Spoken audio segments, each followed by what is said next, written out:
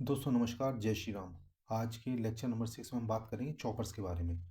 देखिए, कन्वर्टर्स में जो हमने डिस्कशन किया था buck boost, boost and buck converters के बारे में, और चॉपर्स के बारे में आज हम बात कर रहे हैं। तो चॉपर्स और कन्वर्टर्स में डिफरेंस उनके एप्लीकेशंस को लेकर है। जैसे कि रेगुलेटेड पावर सप्लाईज में इनको कन्वर्टर्स के फॉर्म में यूज़ करते हैं, और अगर हम इलेक्ट्रिक ड्राइव्स की बात करें तो वहाँ पर चॉपर्स के रूप में इनको यूज़ करते हैं। एक्चुअली दोनों ही डीसी डीसी कन्वर्टर्स हैं। तो यहाँ पर टाइप्स अगर आप देखें तो यहाँ पर इनके 5 टाइप्स हैं: type A chopper, type B chopper, C, D and E. Okay, तो क्वाड्रेंट ऑफ ऑपरेशन के बेसिस पर ये क्लासिफिकेशन आपके सामने यहाँ पर मैंने लिखा हुआ है। अब यहाँ पर देखिए, ये डायग्राम बने, सर्किट डायग्राम, इसमें डायोड है, यहाँ ये डीसी मोटर है, इंडक्टर है, और एक स्विच लगा रखा है जो कि चॉपर है, और ये यहाँ पर डीसी सप्लाई है। और ये जो डायरेक्शंस हैं आपके आई नॉट और वी नॉट के, ये कन्वेंशनल डायरेक्शंस हैं जो कि यहाँ पर पॉजिटिव एज्यूम किए गए हैं। मतलब अगर हम ऑपरेशन के दौरान इनमें करंट या वोल्टेज के डायरेक्शन पोलैरिटीज में कुछ रिवर्स होता है तो वो नेगेटिव माने जाएंगे। ओके, तो हम सबसे पहले बात करते हैं टाइप ए चॉपर की, जिसको हम फर्स्ट क्वाड्रेंट चॉपर भी बोलते हैं। उसका रीज़न अभी मैं आपको बताता हूँ। जैसे यहाँ देखिए, ये वाला जो चॉपर है, इसमें आपका अगर स्विच S1 ऑन हो जाएगा, जब S1 ऑन होगा तो ये डायोड रिवर्स बायस होगा। उस समय ये करंट ही आपका आउटर पाथ से चलेगा, ठीक है, ग्रीन पाथ जो आउटर में दिखाया हुआ है। मतलब VDC से शुरू के S1 इंडक्टेंस, ये डीसी मोटर से होते हुए वापस ये VDC पर ये अपना टर्मिनेट होगा। तो ये आपका पाथ हो गया पॉजिटिव। अब यहाँ पर देखिए, करंट भी पॉजिटिव है जो हमने एज्यूम की है आई नॉट उसके फेवर में, तो आई नॉट पॉजिटिव है, और वी नॉट भी यहाँ पर देखिए यहाँ पॉजिटिव हो जाएगा। ओके, अब S1 जब ऑफ हो जाएगा, जब S1 ऑफ हो जाएगा तो करंट का पाथ हो जाएगा ये वाला ये आपका यहाँ पर। उस समय क्या होगा, ये इंडक्टर के करंट को फ्री व्हील करने के लिए डायोड ऑन हो जाएगा। तो जैसे ही डायोड ऑन हुआ तो ये वोल्टेज जो होगा, जिसको आउटपुट वोल्टेज मैंने बोला है, ये आपका ए और बी के अक्रॉस जो वोल्टेज वो आपका जीरो हो जाएगा, क्योंकि डायोड शॉर्ट हो जाएगा तो आउटपुट वोल्टेज जीरो हो जाएगा। जब स्विच ऑन था तो ये आउटपुट वोल्टेज पॉजिटिव था, तो इसका मतलब है यहाँ पर जो है वोल्टेज हमेशा पॉजिटिव रहेगा या फिर जीरो होगा, और करंट आपका पॉजिटिव होगा, क्योंकि करंट दोनों केसेस में आपका जो पॉजिटिव डायरेक्शन के अकॉर्डिंग चल रहा है। तो इसलिए इसको टाइप 1 चॉपर बोलते हैं, या टाइप ए चॉपर, जो कि फर्स्ट क्वाड्रेंट में ऑपरेशन बोलता है। और ये फॉरवर्ड मोटरिंग मोड कहलाता है। ये फॉरवर्ड मोटरिंग मोड इसलिए कहलाता है क्योंकि यहाँ पर आप सप्लाई से मोटर को फीड कर रहे हैं।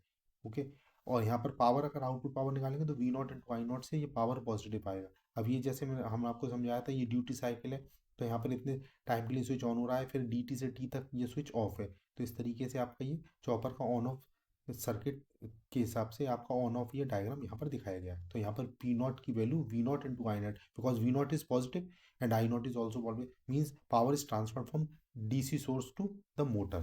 तो this is type A chopper. इस डायग्राम को जो मैंने आपको पीछे दिखाया है, इसमें आप देखेंगे तो आउटपुट वोल्टेज, एवरेज वोल्टेज निकाल लेंगे, ठीक है। तो ये VDC इंटू DT अपन डी हो जाएगा, तो वी नॉट की वैल्यू हो जाएगी D into VDC, which is again एक बक टाइप ऑफ कन्वर्टर ऑपरेशन। तो और ये आप RMS वोल्टेज निकालेंगे तो VDC इंटू अंडर डी आ जाएगा। तो रिपल फैक्टर होता है आपका ये इस तरीके से 1/D-1 का स्क्वायर रूट। तो ये आपके कुछ इंपॉर्टेंट एक्सप्रेशन हैं जहाँ पर काम आएंगे। अब टाइप बी चॉपर देखिए, टाइप बी चॉपर सिंपल है। यहाँ पर ये कन्फिग्रेशन आपके सामने है, ठीक। यहाँ पर स्विच और डायोड की पोजीशन देख लीजिए, और ये इंडक्टर लगाया हुआ है DC मोटर के। तो एक तरह से करंट स्टिफ लोड हो गया यहाँ पर, क्योंकि इंडक्टर लगा हुआ है DC मोटर के सीरीज में। यहाँ पर जब स्विच S2 ऑन होगा तो B से A, फिर S2 फिर B, ये इस तरीके से पाथ आएगा, तो V नॉट की वैल्यू जीरो हो जाएगी उस केस में, ठीक। और आई नॉट हमेशा नेगेटिव होगा, क्योंकि हमने जो डायरेक्शन माना है उसके अपोजिट चल रहा है जब स्विच S2 ऑन है। ओके, तो जब से S2 ऑफ होगा तो उस समय ये स्विच का डायरेक्शन, सॉरी करंट का डायरेक्शन होगा V से A, फिर D2, फिर DC, VDC एंड B। तो इस तरीके से V नॉट पॉजिटिव होगा इस केस में, और आई नॉट नेगेटिव होगा। तो पी नॉट की वैल्यू क्या आ जाएगी यहाँ पर, वी नॉट इंटू आई नॉट। तो ये हमेशा नेगेटिव होगी क्योंकि आई नॉट नेगेटिव है।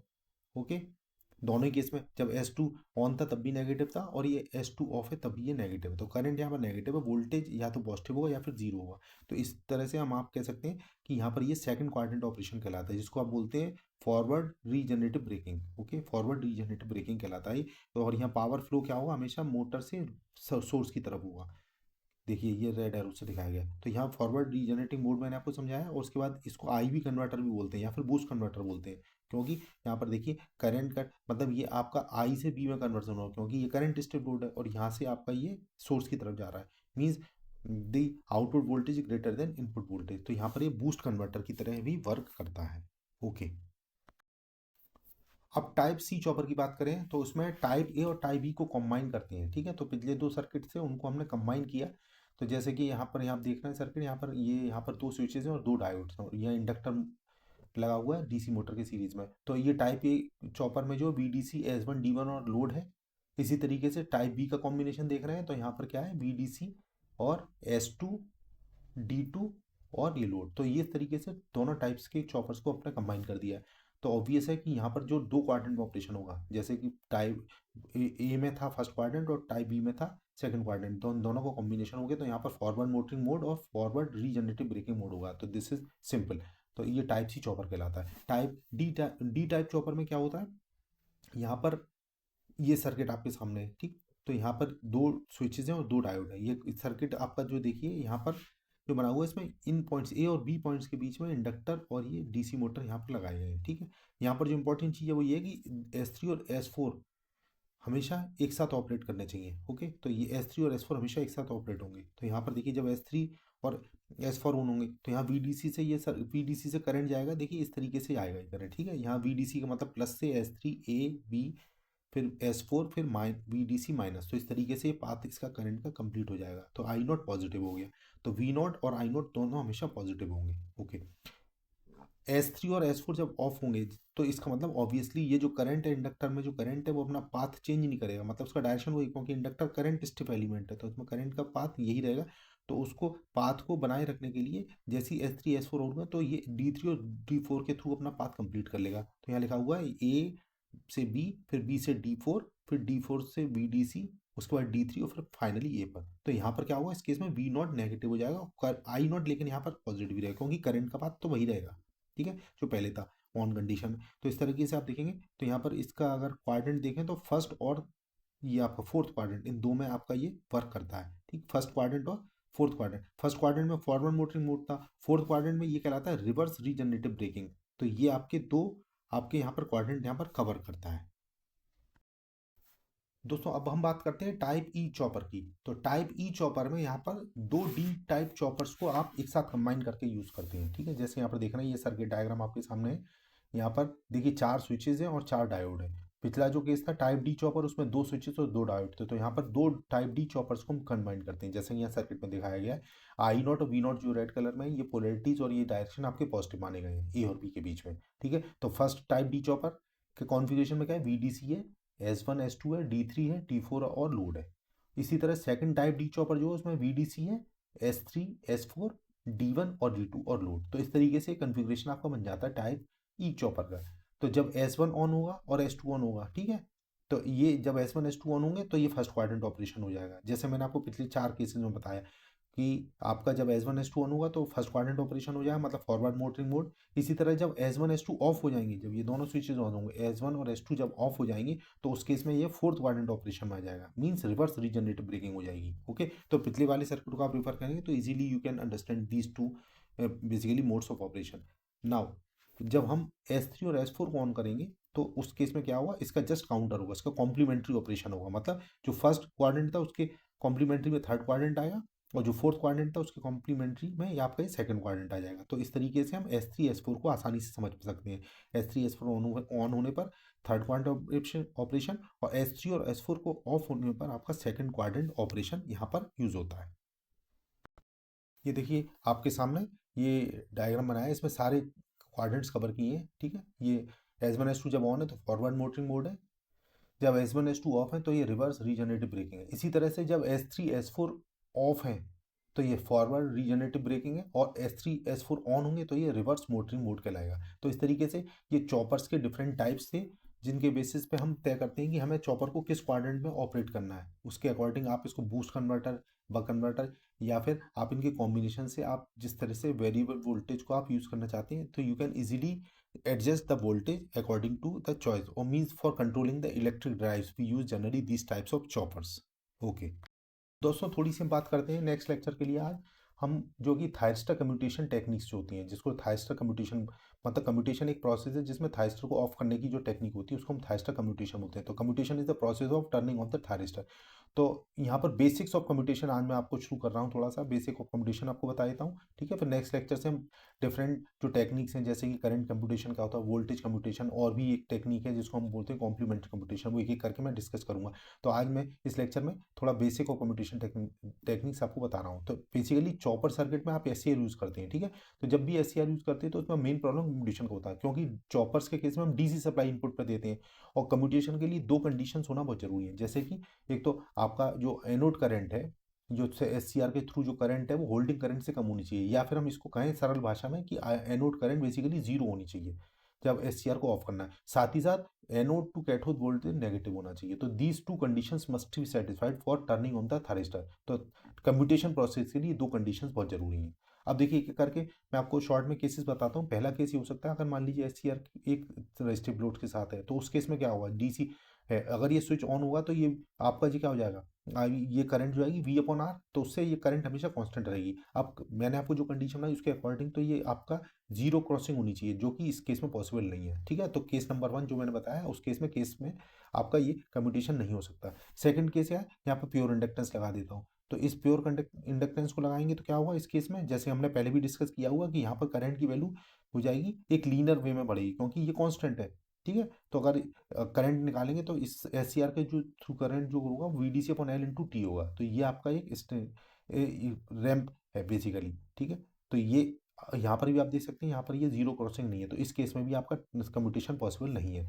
तीसरा केस हो सकता है हम प्योर कैपेसिटेंस लगा दें। तो ये कैपेसिटेंस मैंने आपको बताया था सबसे पहले लेक्चर में, जब डीसी टू डीसी चॉपर्स बताए थे, तो प्योर कैपेसिटेंस है और यहाँ डीसी है। तो ये current sorry voltage step load है और ये वोल्टेज स्टेप सोर्स है। तो यहाँ पर ये कॉम्बिनेशन कभी भी आपको वर्कआउट नहीं होगा, और ये डेंजरस है। ये एक्चुअली क्या होगा, जब कैपेसिटेंस लगा देंगे तो इसमें बहुत हाई करंट फ्लो कर जाएगा, ठीक है, जो कि डिवाइस को टर्न ऑफ करने के बजाय डैमेज कर देगा। तो ये तीनों केसेस जो आपके सिरे से रिजेक्ट हो जाते हैं, इन तीनों केसेस में कम्यूटेशन पॉसिबल नहीं है।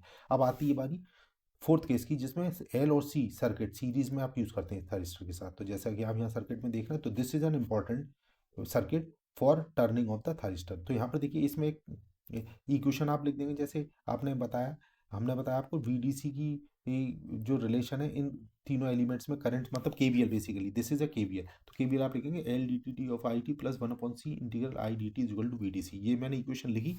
तो इसको एस सी आर अगर ऑन होगा तब ये कंडीशन आपकी होगी, ठीक है। अब इसको लाप्लास ट्रांसफॉर्म, जैसे कि आपने पढ़े होंगे अपने बेसिक क्लास में, तो लाप्लास ट्रांसफॉर्म का यूज करके हम इसको इस इक्वेशन में इनिशियल कंडीशन को इनिशियली जीरो मानना है, ठीक है, लाप्लास ट्रांसफॉर्म ले रहे हैं।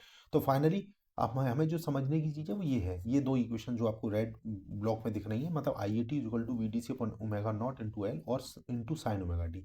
तो important thing is this sine omega naught t, मतलब ये साइन वेव हो गई। तो जैसे आप देखिए यहाँ पर वेव फॉर्म देखिए, आइए जो एनोड करंट है बेसिकली उसका जो फॉर्मूला आ रहा है उसमें साइन ओमेगा नॉट टी है। इसका मतलब यहाँ पर ये साइन ओमेगा मतलब जीरो क्रॉसिंग होगी। तो इसकी टाइम इस पर्टिकुलर उसका टाइम पीरियड कितना होगा, वो आपका हो जाएगा यहाँ जीरो से पाई तक। ये देखिए यहाँ पर ये वैल्यू कब हो जाएगी जीरो, जब omega naught t equal to pi, तो ये वैल्यू आपकी जीरो हो जाएगी। मैक्सिमम वैल्यू कितनी होगी इसकी, V D C upon omega है, ये देखिए। अब यहाँ पर ओमेगा नॉट को अगर 1/√2 रूट एल सी अगर मैं लेता हूँ रेडियन पर सेकंड में, तो ये वैल्यू आ जाएगी वी डी सी √c/r। तो इस तरीके से आपका ये आपका आ गया आपका हाई पीक वैल्यूज का, ठीक। तो ये पहली चीज़। दूसरी चीज़, अब इसमें हम वी एल ऑन निकाल लेंगे, इस तरीके से वी एल ऑन निकाल लेंगे। तो वी एल अगर हम निकालते हैं तो v l is equal to l D t to phi t. इसमें हम इन इक्वेशंस की मदद से आप इसको इजीली डिफरेंशिएट करके वैल्यू कैलकुलेट कर लेंगे। तो वी एल की वैल्यू आएगी v D C into cos omega naught t. Second thing is v c, मतलब कैपेसिटर के अक्रॉस वोल्टेज अगर मुझे निकालना है, तो सिंपल सी चीज़ है। देखिए ये पुराने वाले सर्किट में हमने जो यहाँ पे इस सर्किट देखा है, तो वी अगर मुझे कैपेसिटेंस का वोल्टेज निकालना है तो इस अप्लाइड वोल्टेज में से इंडक्टर का वोल्टेज माइनस कर दिए, बिकॉज एस सी आर अगर ऑन है तो आइडियल एस सी आर मानना हूँ उसको मैं, तो उसमें जीरो वोल्टेज हो जाए, तो V D C minus V L. तो यहाँ लिखा हुआ है V D C minus V L. तो इससे आपका वी सी का एक्सप्रेशन आएगा V D C into 1 minus cos omega naught T, ये ऊपर के जो एक्सप्रेशन को यूज़ करके, ठीक है। अब यहाँ पर देखिए इस पॉइंट पर करंट जीरो हो गई है, ठीक। इस पॉइंट पर करंट अगर जीरो हो गई, मतलब इस एक्सप्रेशन में omega naught t equal to pi रखेंगे तो ये वैल्यू जीरो हो जाएगी। तो omega naught is t equal to pi पे आप निकालेंगे तो वी टी की वैल्यू कितनी हो जाएगी, थायरिस्टर वोल्टेज कितना होगा, थायरिस्टर वोल्टेज होगा V D C minus V C minus V L, ठीक। तो इसमें वैल्यूज रखेंगे तो VDC माइनस VC, यहाँ पर देखिए, यहाँ VC आप देखिए, ये जो VC जो आ रहा है रेड कलर में आपको दिखाया हुआ है यहाँ पर, ये कैसे आया है, ये इस इक्वेशन से मैंने लिखा है, ठीक है। यहाँ पर आप रखेंगे, अगर आप ओमेगा नॉट की वैल्यू अगर 0 रखेंगे, ठीक, यहाँ पर देखिए इस पॉइंट पर रखेंगे तो यहाँ से वी ये वाला, ये VC का, अगर यहाँ पर ओमेगा नॉट 0 रखेंगे, ओमेगा नॉट टी, तो यहाँ पर कितना हो जाएगा, cos 0 1 होता है, ठीक। तो यहाँ पर 1 माइनस 1 0, तो यहाँ पर ये 0 हो गया, ठीक है। जब आप cos omega naught t equal to pi रखेंगे तो यहाँ पर क्या हो जाएगा, 0 हो जाएगा, तो VDC हो जाएगा, तो इस पॉइंट पर VDC हो गया, ये देखिए। और फाइनली जब आप इसको पाई रखेंगे तो ये हो जाएगा -1, तो माइनस माइनस प्लस हो जाएगा, तो finally you are getting this as 2 VDC, तो मैक्सिमम वैल्यूज में 2 VDC हो जाएगा, ओके।